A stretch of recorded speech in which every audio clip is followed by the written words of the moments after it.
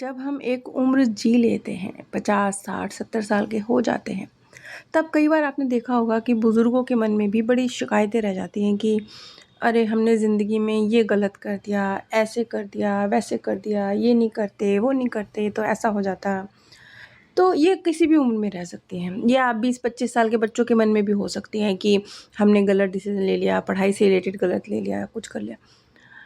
आज हम हेमलता जी की स्टोरी के थ्रू इस चीज़ को समझ रहे हैं कि आप जिस भी सिचुएशन में हैं, जो भी आप डिसीज़न ले रहे हैं, उसका जो भी असर आपकी लाइफ पर पड़ रहा है, वो एक्चुअली वो डिसीज़न कहाँ से आ रहा है और वो क्यों रिपीट हो रहा है। हमने समझा कि हेमलता जी जो कि अपनी वर्तमान शादी में खुश नहीं हैं, तो जब उन्होंने पीएलआर कराया और उन्होंने ये देखा कि क्योंकि उन्होंने पीएलआर में जो बहुत ग्लानि है ना, बहुत सारी चीज़ों को लेके दर्द है कि ये ना करते ये होता, ये ना करते, ज़िंदगी में गलत फ़ैसले ले लिए। तो वो चीज़ जो उनके सामने स्पष्ट हुई, उनको इस बात की तकलीफ़ थी कि जो उनके लिए पहला रिश्ता आया था, अगर उसको उन्होंने हाँ करी होती, यहाँ शादी ना की होती तो शायद वो शादी बेहतर होती। लेकिन उन्हें उस बॉडी निर्धारण के स्थान पर ये चीज़ स्पष्ट हुई कि आज लगभग 50 साल की अवस्था में जो शिकायतें उनको हैं अपनी ज़िंदगी से, अपनी शादी से, वो तब भी होती। हाँ, लोग बदलते, परिस्थितियाँ बदलती, रीज़न कुछ अलग हो जाते, लेकिन जो दर्द है और जो नाखुशी वाली फीलिंग है वो रहती। क्यों? क्योंकि वो कहीं और से आ रही थी। अब आगे हम इस चीज़ को समझेंगे, जैसे कि हेमलता जी के अंदर एक ग्लानि इस बात की थी कि वो और स्नेहलता जी, ये 2 बहनें थीं और दोनों की विवाह हो जाने के बाद जो हेमलता जी हैं, उनके माता-पिता का जीवन वृद्धाश्रम में गुज़रा। और ऐसा नहीं कि हेमलता जी ने अपने माता-पिता को सँभालने की कोशिश नहीं करी, लेकिन वो विवाहित थीं और कुछ ऐसी वजहें थीं, वो दूर रहती थीं, कुछ इस तरह की समस्याएँ थीं पारिवारिक में, क्योंकि उनकी भी अपने फैमिली में ज़्यादा बनती नहीं थी, हस्बैंड के साथ कुछ गिले-शिकवे थे। ऐसी स्थिति में संभव नहीं हो पाया कि वो अपने माता-पिता को अपने साथ रख पाएँ। तो उन्होंने उनको ओल्ड एज होम में रखने का फ़ैसला किया और वो अपने इस फ़ैसले को लेकर भी ग्लानि में थीं कि हम तो 2 ही बहनें थीं। मेरी जो उनकी छोटी बहन थी वो अमेरिका सेटल हो गई थी, तो वहाँ उनके माता-पिता जा नहीं पा रहे थे। वहाँ के माहौल में वो एडजस्ट करने के लिए तैयार नहीं थे। यहाँ पर हेमलता जी ही रह गई थीं, तो कुछ इस तरह की परिस्थितियाँ बनी, तो उनके मन में एक ग्लानि भाव और था। वो ग्लानि भाव ये था कि मैंने अपने माता-पिता को वृद्धाश्रम में भेज दिया और फिर मैंने उनकी मृत्यु के बाद उनकी प्रॉपर्टी पर मेरा कैसे हक हुआ? मैंने तो उनकी सेवा नहीं करी, तो उनकी प्रॉपर्टी पर मेरा कैसे हक हुआ? ये दर्द था उनके अंदर। अब इसी चीज़ को जो उन्होंने पीएलआर में उस बॉडी निर्धारण के स्थान पर, क्योंकि जो हमारा बॉडी निर्धारण का स्थान होता है उसमें हम देखते हैं कि हमने ही अपने लिए ये बॉडी चूज़ करी है, तो वहाँ जो जीवन के घटनाक्रम हैं वो भी कुछ हद तक हमारे सामने स्पष्ट होते हैं। हेमलता जी कहती हैं, मैं अपने घर में अपने माता-पिता के साथ हूँ। अपने घर से मेरा मतलब है मैं अपने माता-पिता के घर में ही हूँ।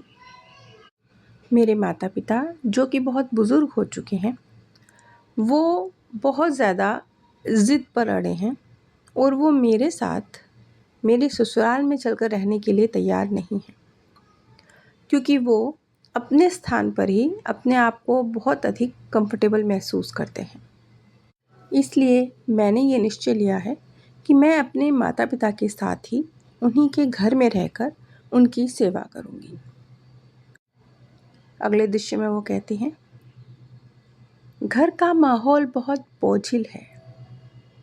मेरे माता-पिता को ये लगता है कि बुढ़ापे में उनकी बेटी अपने पति और अपने ससुराल को छोड़कर उनके पास लौट आई है। कुछ बोझ जैसी फीलिंग है, कुछ भारीपन है,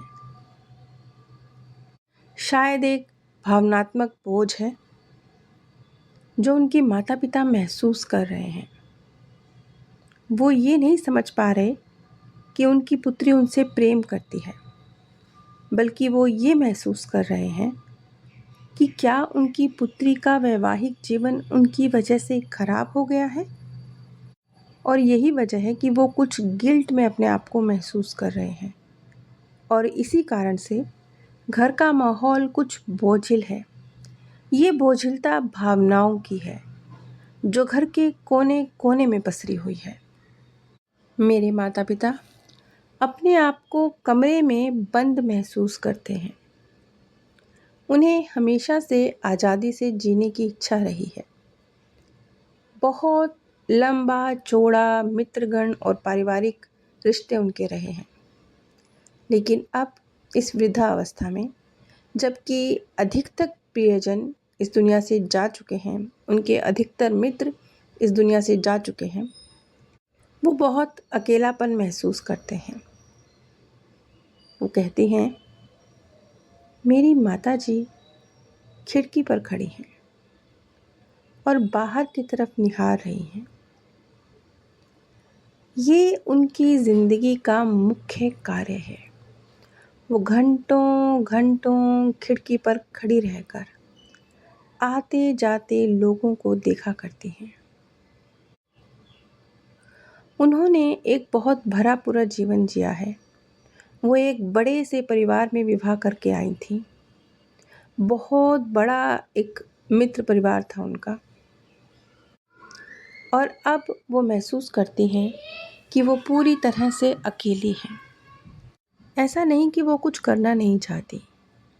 वो आज अचार बना रही हैं, लेकिन फिर भी चेहरे पर मुस्कुराहट नहीं है, जबकि ये मेरी मम्मी जी का फेवरेट कार्य था।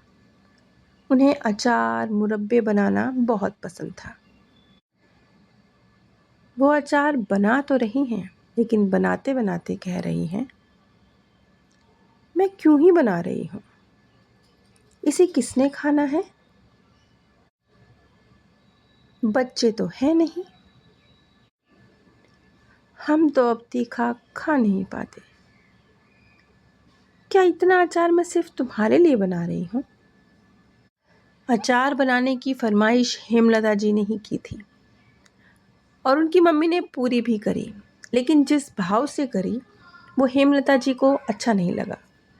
ऐसा नहीं था कि हेमलता जी के लिए अचार बनाते हुए वो प्रफुल्लित थी, बल्कि उनके मुंह से ये शब्द निकल रहा था कि मैं किसके लिए इतना अचार बना रही हूँ, कोई खाने वाला तो है नहीं। अगले दृश्य में वो कहती हैं, वो व्हील चेयर पर बिठाकर अपने पिताजी को पार्क में लेकर जा रही हैं।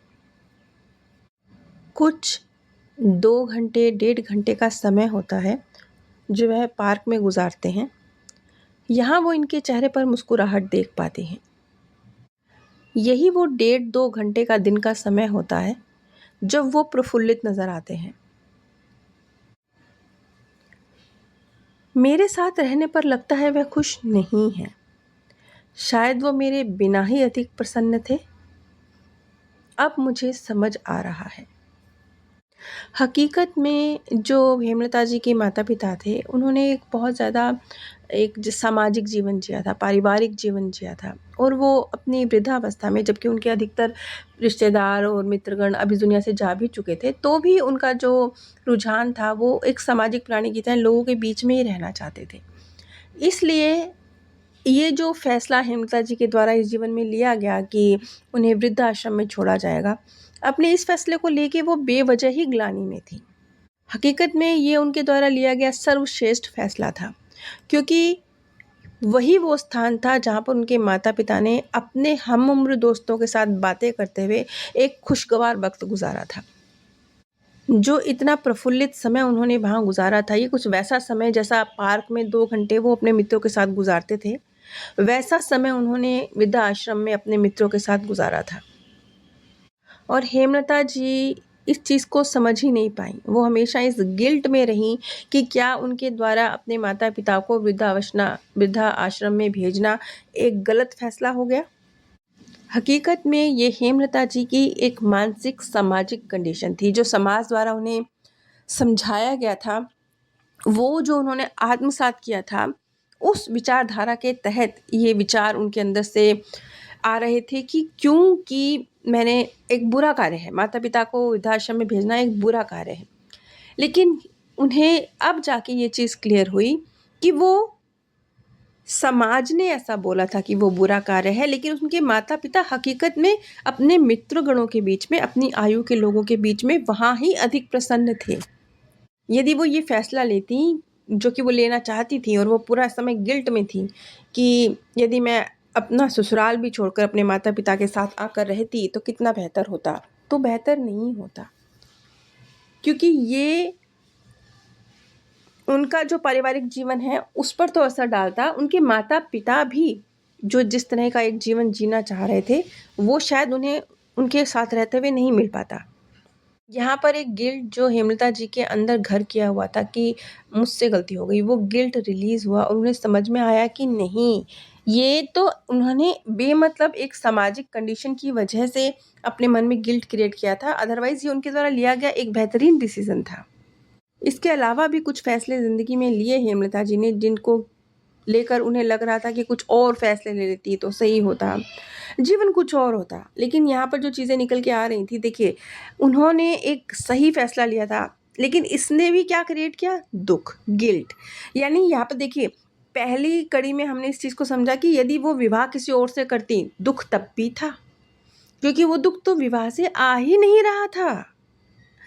दूसरी, जब उनके अंदर गिल्ट की भावना थी कि मैंने मम्मी पापा को वृद्धाश्रम में भेजा, हकीकत में यहाँ भी उन्होंने गिल्ट क्रिएट किया, अपने लिए दुःख बेमतलब क्रिएट किया। उनके माता पिता तो हैप्पी थे वहाँ पर। इसे कुछ ऐसे समझ लीजिए जैसे आप बार बार बोलें आलू गोभी बनी है वो भी स्वाद नहीं बनी, बैंगन आलू बने वो भी स्वाद नहीं बने, पालक पनीर बना है वो भी स्वाद नहीं बना, दाल मखनी बनी है वो भी स्वाद नहीं बना।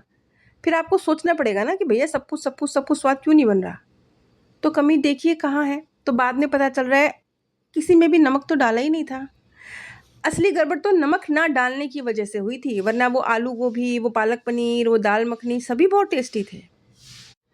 कुछ इसी तरह की जो उलझनें थीं हेमलता जी के मन में, वो हेमलता जी के मन में जो उलझनें थी वो समाप्त हुई। उन्हें समझ में आया कि चीज़ें किस तरीके से घटित हुई और क्यों वो दर्द क्रिएट कर रही हैं, उनसे कहाँ गलती हो रही है कि वो हैप्पी नहीं हैं।